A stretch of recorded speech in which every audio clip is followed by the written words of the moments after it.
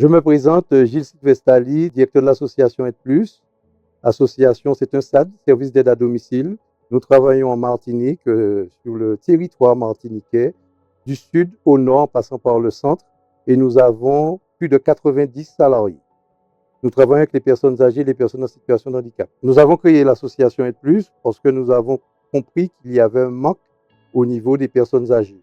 Et nous avons été l'une des premières associations à pouvoir mettre en place des personnes, des salariés au service des personnes âgées. Nous avons commencé avec des caisses de retraite, dont les NIM, la sécurité sociale par exemple.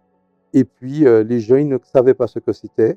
On leur a expliqué. Alors au début, ils nous ont dit qu'ils n'avaient pas besoin parce qu'ils savaient tout faire dans leur maison. Et puis ils se sont rendus compte lorsque on a mis une salariée, eh bien qu'ils avaient vraiment besoin de quelqu'un. Et puis ça a pris de l'ampleur petit à petit, jusqu'à la loi Borloo, comme je disais, où les entreprises sont arrivées, où on parle maintenant de SAP, service à la personne. Et puis nous sommes à présent en Martinique, l'un des premiers, on ne va pas dire département, mais nous sommes un territoire les plus vieux de la France. Et nous comptons beaucoup de centenaires.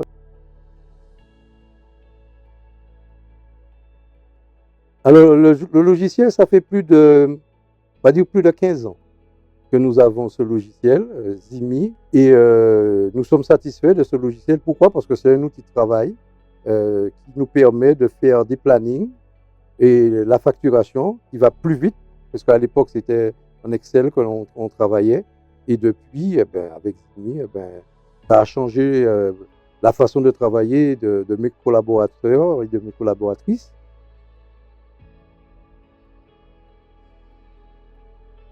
Alors, c'est vrai que les lois françaises, nous sommes français en Martinique, mais nous sommes à 8000 km et nous sommes sur une île.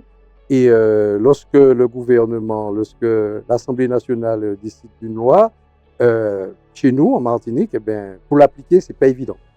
Pourquoi? Parce que nous avons nos spécificités et nous n'avons pas les mêmes problématiques qu'en France hexagonale. J'ai fait appel à l'équipe Amaltia pour la conformité, puisque de toute façon, nous sommes français, on n'a pas le choix. Alors, il faut qu'on soit conforme avec toutes les réglementations françaises. Alors, c'est une salariée de Zimi qui m'a contacté en 2021 pendant le Covid et qui m'a parlé d'un regroupement de structures avec l'ARS. Moi, je suis toujours partant pour un tout nouveau défi. Je me suis lancé. On a quand même attendu puisqu'on était en plein Covid. Et puis, ça a vraiment démarré, on va dire, il y a 1 an et demi.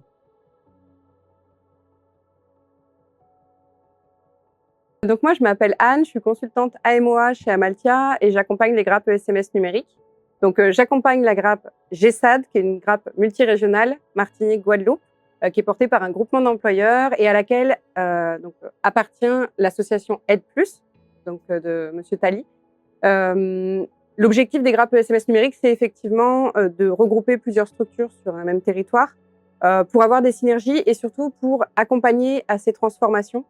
Aujourd'hui, on est effectivement dans un monde de plus en plus numérisé. Il y a une exigence en termes de sécurisation des données, de numérisation croissante. Donc pour ça, il y a des logiciels, comme le logiciel Ximi, qui sont des DUI, dossiers usagers informatisés, c'est-à-dire des logiciels qui répondent à un certain standard de sécurité. Ceci étant, pour l'implanter dans les structures, ça demande quand même un certain travail, un certain accompagnement au changement, que ce soit pour la manipulation technique du logiciel ou pour tout ce qui se fait autour pour sécuriser l'info et accompagner au changement aussi bien les bénéficiaires des services d'aide à domicile et des services médico-sociaux que les salariés.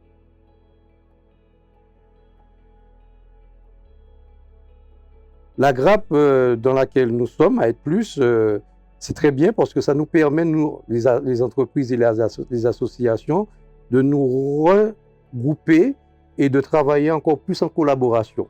Parce que c'est vrai qu'à un moment donné, on était chacun dans notre petit coin et à partir avec la grappe qui est porteur avec l'ARS, nous pouvons à ce moment-là synerger nos énergies.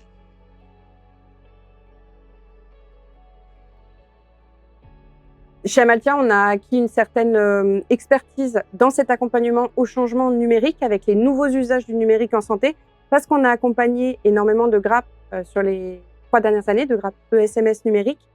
Aujourd'hui, on élargit un petit peu notre champ d'action parce qu'on sait que déjà, ces nouveaux usages qui ont été développés, ils vont aller de manière croissante, c'est-à-dire qu'il va y avoir de plus en plus de choses numérisées et de plus en plus d'actions, on va dire, qui devront être effectuées dans le logiciel ou via des supports sécurisés qu'on appelle HDS, la certification hébergeur de données de santé, CACSIMI et CACSIMI Mobile également.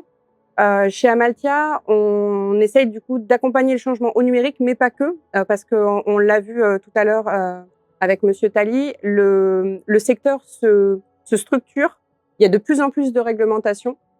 Et aujourd'hui, on élargit aussi un peu nos missions en accompagnant aussi sur toutes ces nouvelles réglementations, qu'il s'agisse de RGPD, de réglementations liées à l'évaluation HAS, ou encore, alors ça plutôt sur une partie, on va dire, numérique et performance, sur une meilleure utilisation du logiciel, une optimisation des usages, pour rendre les structures en fait plus performantes, faire gagner du temps. Voilà, dégager du temps aux personnes qui utilisent le logiciel au quotidien, pour qu'ils puissent passer plus de temps en fait sur l'accompagnement des personnes fragiles.